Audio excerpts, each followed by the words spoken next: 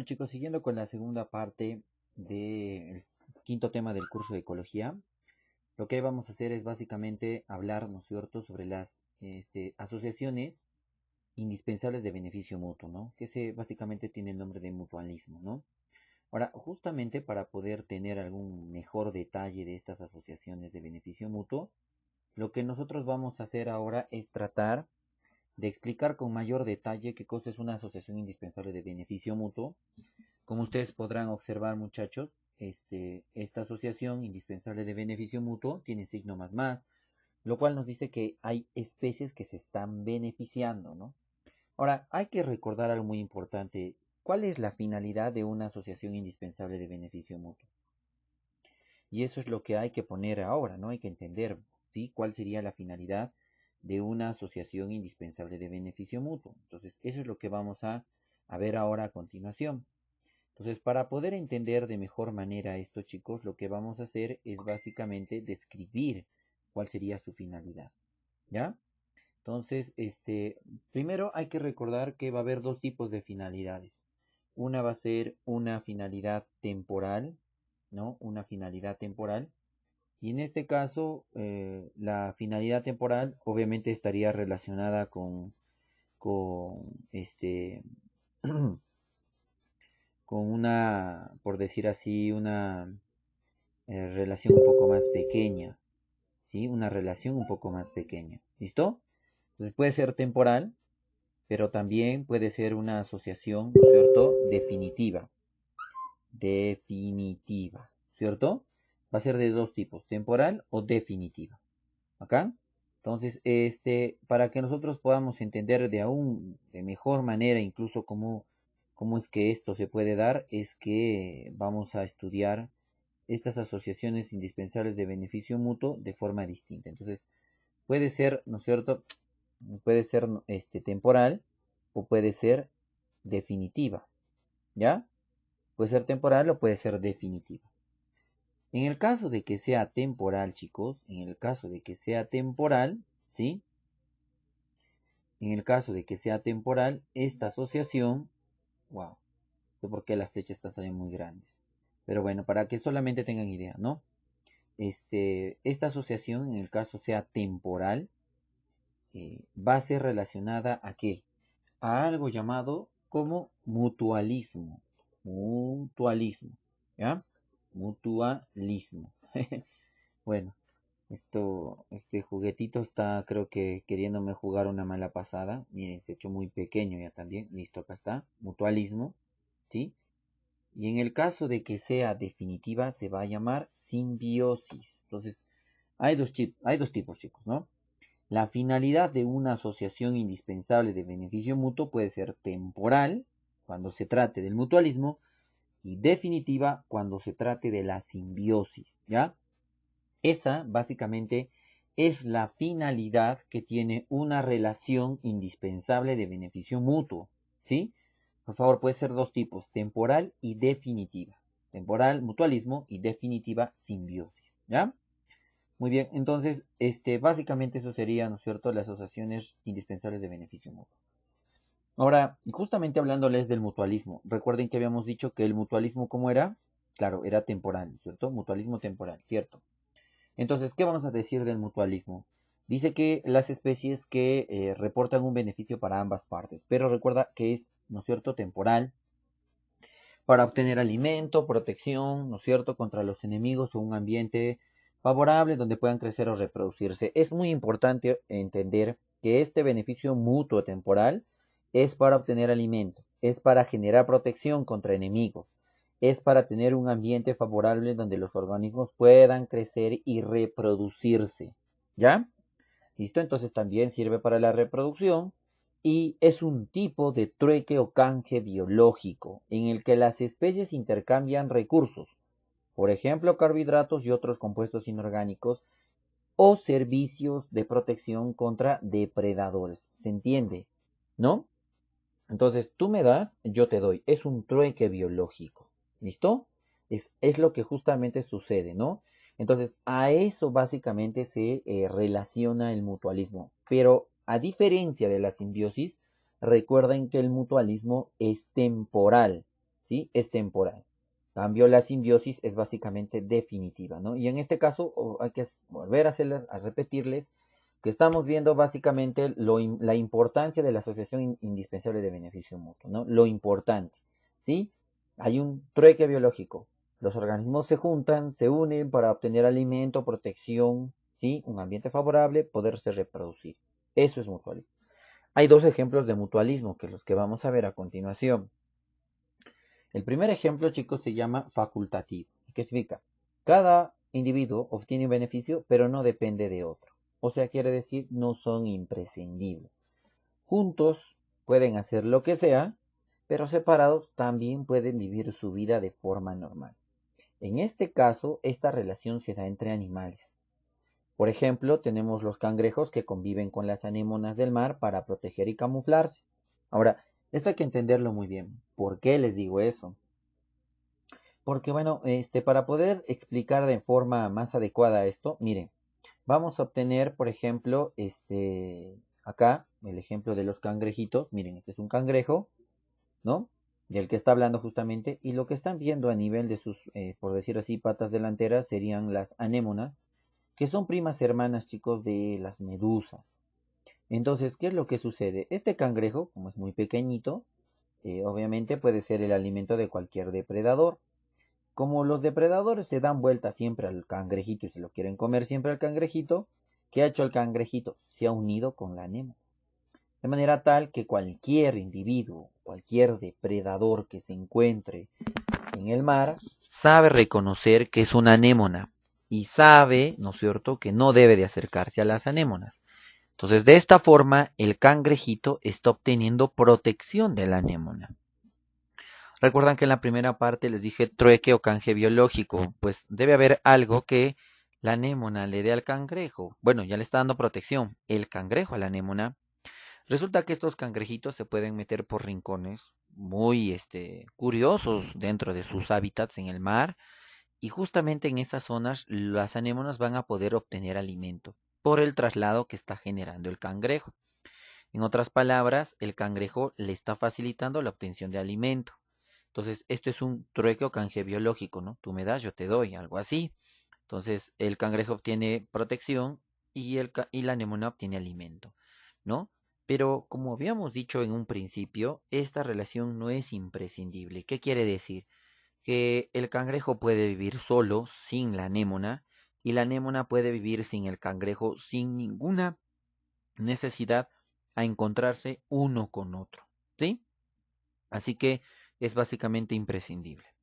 El otro ejemplo es que algunos peces viven dentro de los pepinos de mar sin parasitarlos ni producirles ningún tipo de daño, ¿no? También se puede dar en ese caso.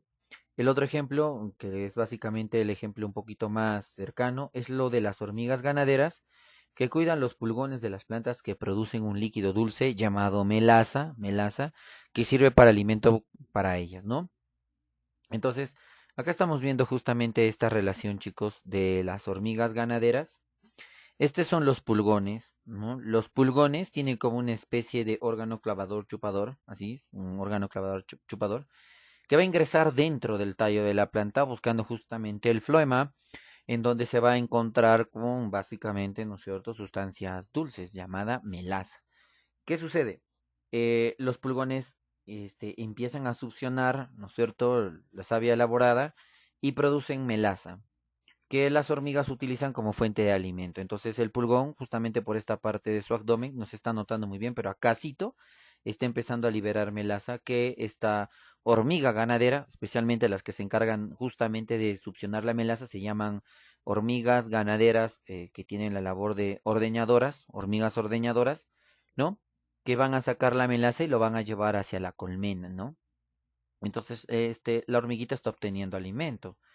A cambio de eso, el pulgón va a obtener protección de la hormiga. Estos organismos llamados pulgones, chicos, son los alimentos o es el alimento favorito de un tipo de escarabajo llamado mariquita.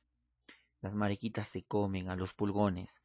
Por lo tanto, el pulgón, para evitar justamente que sea atacado por las mariquitas, le van a dar melaza a la hormiga y la melaza le va a brindar protección al pulgón. De esa forma, obviamente se está relacionando, se está generando un trueque biológico, pero vuelvo a repetir, es no imprescindible. ¿Qué quiere decir? Que la hormiga no necesariamente necesita de la melaza para vivir en toda su vida, puede obtener alimento de otras zonas, de otra forma, y que obviamente los pulgones tampoco necesitan de las hormigas como para generar esa protección de la que habíamos hablado, ¿no? Entonces, cuando están juntos, se genera el trueque biológico, el canje biológico, pero si están separados no hay ningún problema. ¿Listo? A eso básicamente se le llama no imprescindible, ¿sí? Entonces, eso serían, chicos, las relaciones facultativas, ¿no? Facultativas dentro del mutualismo. Cada individuo obtiene un beneficio, pero no depende del otro. Recuerda, no son imprescindibles, ¿ya? El segundo tipo es, dice, obligado para uno y facultativo para el otro. Esto se da entre animales y plantas superiores. Entonces, hay que entender el obligado para uno y facultativo para otro, ¿no? Dice que se da en animales polinizadores, abeja, mariposas, picaflores, murciélagos, etcétera, con básicamente las plantas con flor. Chicos, no hace mucho, un poco, no hace mucho tiempo, cuando todavía estaba en la universidad, asistí a una conferencia magistral que dieron unos investigadores de la Universidad de Yale en la universidad en la USAC, y ellos hablaban y hacían la pregunta, ¿no? ¿Qué cosa, utilizando la evolución, nos preguntaron cuáles fueron los primeros organismos a estar en la Tierra? Y la pregunta fue puntual. Nos preguntaron, ¿fueron primero los insectos o fueron primero las plantas con flor? ¿Quiénes primeros estaban en la Tierra, los insectos o plantas con flor? Entonces la mayoría de nosotros dijimos, pues son básicamente, ¿no es cierto?, las plantas con flor, lo que apareció primero, porque uno piensa y dice, primero tiene que aparecer un productor para que recién aparezca el herbívoro. Pero ellos nos enseñaron que no fue así, que primero aparecieron los insectos y luego ya aparecieron las plantas con flor. De tal forma que ya existían plantas, pero estas no tenían flor, y recuerda que la flor es el órgano reproductor de la planta. ¿Sí? Es el órgano reproductor de la planta. Obviamente, al no tener flor una planta, no se puede reproducir en la forma de como conocemos ahora. Las plantas antiguas, que incluso existen hasta el día de hoy, se reproducen básicamente por medio de esporas, ¿no? No necesariamente necesitan la flor. Ahora, cuando las plantas desarrollaron la flor, tuvieron que generar un mecanismo de atracción para facilitar su polinización. Y es así que estas plantas con flor atrayeron a las abejas, a las mariposas, a los picaflores y a los murciélagos. Se desarrolló básicamente, ¿no es cierto?, un mecanismo que le pueda ayudar a la reproducción de los organismos, en este caso las plantas, gracias al polinizador. Entonces, lo que ocurrió es que ciertas plantas no logran reproducirse si no cuentan con un polinizador. Y esto ya me da mucha información. ¿Y a qué se debe que queramos entender esto? Porque es muy fácil. Si las plantas no tienen el polinizador específico en algunos casos, no se van a poder reproducir. Por lo tanto, ¿para quién sería obligado? ¿Para la planta o para el polinizador? Obviamente es para la planta, ¿no? ¿Y para quién es facultativo? Recuerda que facultativo significaba no imprescindible. Obviamente para el polinizador. Para el polinizador, porque puede o no estar en el momento de la polinización. Pero la planta se siente obligada de utilizar al polinizador para generar un beneficio. Entonces, para eso, las plantas han desarrollado mecanismos de atracción hacia los polinizadores. Quiere decir que una planta va a atraer a un polinizador, ¿no? Entonces, para eso, obviamente, han generado ciertas, ¿no es cierto?, mecanismos para poder generar esto. ¿Y qué han generado, pues chicos, liberación de fenoles? Las plantas liberan fenoles que atraen a los polinizadores, en este caso a los insectos, ¿no? Estamos viendo acá como una planta está atrayendo a un polinizador y justamente esto sirve para qué? Para el proceso de la polinización. Ustedes noten esta zonita de la patita de la abeja. ¿Qué podemos encontrar acá? Granos de polen. Entonces una abeja se alimenta de la planta y la planta en ese momento suelta su polen que se impregna, ¿no es cierto?, a nivel de la abeja. La abejita vuela y se va a otras zonas y otras zonas y otras zonas y ahí es donde se produce la polinización, ¿no? Entonces es muy importante entender estos procesos porque son parte del normal funcionamiento que tienen los organismos dentro de un determinado lugar. Entonces, de esta forma, la planta y en este caso el polinizador se están obteniendo beneficios de ambas partes. La planta está obteniendo la polinización y el polinizador está obteniendo alimento, pero es obligado para la planta atraer polinizadores. El otro caso que tenemos, chicos, es que hay ciertas hormigas tropicales, en este caso la hormiga tangarana, ¿no? Que vive en el hueco de los árboles. Por ejemplo, acá está mencionando el cetico, pero también puede haber otro árbol llamado palo santo, ¿no? Que cuya finalidad no es ya también la polinización, sino básicamente la protección. Entonces, acá tenemos, miren chicos, un corte del árbol cético, ¿no? Acá está. Y si ustedes están viendo, el árbol está hueco por dentro. Resulta que este árbol cético es un tipo de urticácea, ¿ya? Como la ortiga, imagínate la ortiga pero en forma de árbol. Estos árboles, o los árboles ortiga, se caracterizan porque son muy ricos, son demasiado agradables, chicos, para los polinizadores, muy agradables para los polinizadores, perdón, para los herbívoros. Este árbol es muy delicioso para un herbívoro, entonces resulta que los herbívoros se sienten muy atraídos por alimentarse de estos árboles, porque su hoja es muy deliciosa.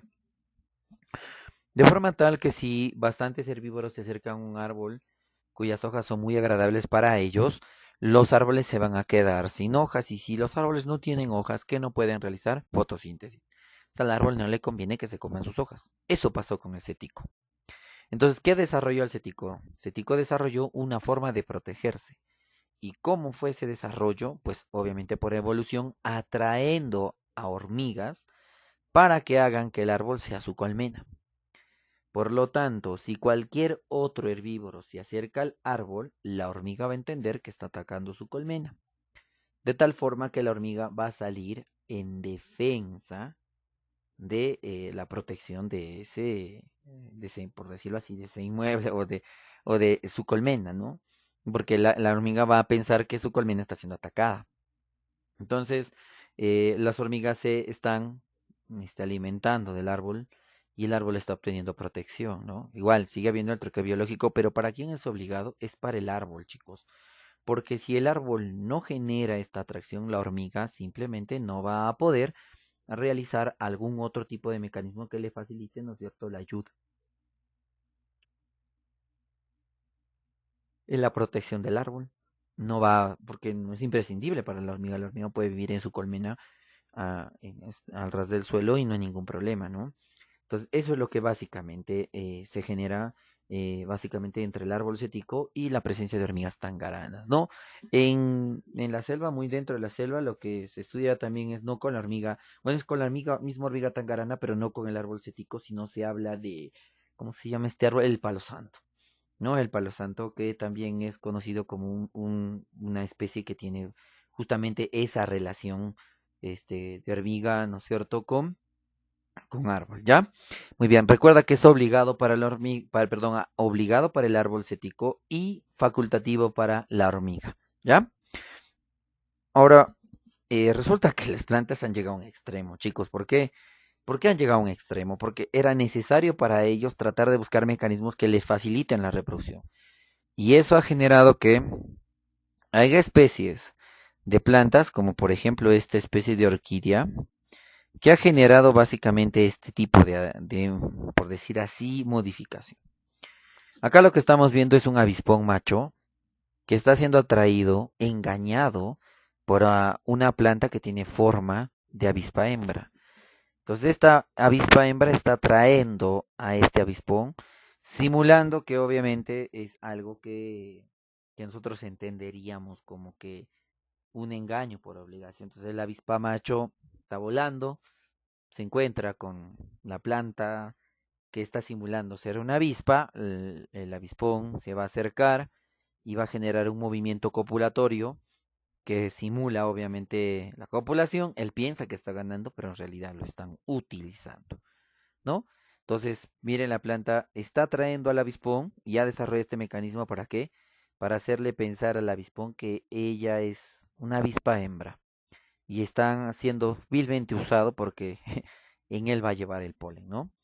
Ahora hay otro ejemplo aparte de este, podemos tener este otro ejemplo. Miren esta planta. Esta planta tiene forma de ¿qué? De abeja. Es otra orquídea que tiene forma de abeja, que va a simular también ser una abeja hembra y va a atraer justamente a abejas machos que se van a plegar justo encima de esta planta, justo en esta partecita. Y justo por acá, chicos, se encuentran, ¿no es cierto?, las anteras donde se va a liberar el polen, los granos de polen, ¿no? Entonces, así se da la fecundación. Han llegado hasta ese extremo, ¿no? Y de antes hablábamos justamente de polinizadores específicos. Uno de los polinizadores más específicos y muy curiosos de estudiar son estos animalitos que están acá. ¿Quién creen que es este? Es un murciélago, ¿no? Y este murciélago se ha echado base para que podamos entender, ¿no? No es base, chicos. Los murciélagos en su mayoría en la selva son herbívoros. ¿De qué tipo? Nectívoros. Les gusta bastante consumir el polen de las plantas. Hay formas, hay murciélagos como este que son totalmente plomos, pero su alimentación con polen ha generado que quede totalmente embarrado de esta forma. De manera tal que cuando este individuo vaya de flor en flor, va a propiciar la polinización, ¿no? Es una forma muy curiosa de cómo estos organismos están básicamente relacionados con un trueque biológico, pero recuerda, obligado para la planta y facultativo para el individuo. Es no imprescindible y también discutible a la vez, ¿no? Pero es lo que básicamente nuestra naturaleza, con sus relaciones, está generando y está ayudando a la propagación de la vida. De ahí su importancia de los murciélagos y me voy a tomar un tiempo para poder explicar esto porque obviamente hay gente que por el tema coyuntural, perdón, por la coyuntura actual sobre el coronavirus piensan que los murciélagos son algo malo, son reservorios de este virus, pero no es así. Posiblemente sí lo sea. Posiblemente en China haya murciélagos que dentro de ellos tengan el coronavirus, pero en nuestro país estos cumplen papeles muy importantes para un funcionamiento adecuado un papel importante. Y ahí viene su nicho ecológico, que es el polinizador. ¿Recuerdas lo que habíamos hablado sobre el nicho ecológico? La importancia que tiene un organismo encima de otro. Y ese es el peso que tienen los murciélagos encima de las plantas porque son los que están generando una polinización a nivel de todo este tipo de encuentros que podemos entender dentro de la selva de la polinización. Es muy importante, así que hay que practicar más bien el respeto y el cuidado por estos animales porque gracias a ellos tienen un papel muy importante en el mantenimiento de los ecosistemas. Y eso, chicos, es básicamente las relaciones relacionadas, ¿no es cierto?, con básicamente el mutualismo. Mm, para poder recordar que las asociaciones indispensables de beneficio mutuo pueden ser temporales o pueden ser definitivas. Las temporales son las relaciones mutualistas que tienen que ver con un canje o trueque biológico, que son las dos primeras que hemos hablado. En el primer caso hemos hablado de las facultativas. Cada uno obtiene un beneficio del otro, pero no dependen, es imprescindible. Y las relaciones obligada para uno y facultativa para otro, ¿no? Que obviamente van a tener un carácter muy importante en el caso de las plantas porque necesitan para polinizar, para reproducirse o para generar, ¿no es cierto?, un tema de que de protección en el caso de la hormiga tangarana y el árbol cético. Entonces, a eso se le relaciona como relaciones mutualistas, ¿no? En el siguiente video lo que vamos a hacer es describir de mejor manera las relaciones simbióticas. Y luego vamos a entrar a hablar sobre relaciones desfavorables, como en el caso de la depredación y el parasitismo, para poder ya culminar el segundo tema del curso de ecología. Espero que los videos sean un poco didácticos y les ayude a ustedes a comprender todo este mecanismo, sin antes mencionarles también y recordarles todo lo que el gobierno nos pide de poder hacer, chicos, de respetar el aislamiento social, de quedarnos en casa, de lavarnos las manos, de usar la mascarilla, que es lo que se quiere para que nosotros podamos prevenir los contagios que de alguna u otra forma algún día nos va a tocar, pero esperemos que el momento que nos toque, nuestro sistema de salud ya esté preparado para podernos acudir. Listo, nos vemos en el próximo video.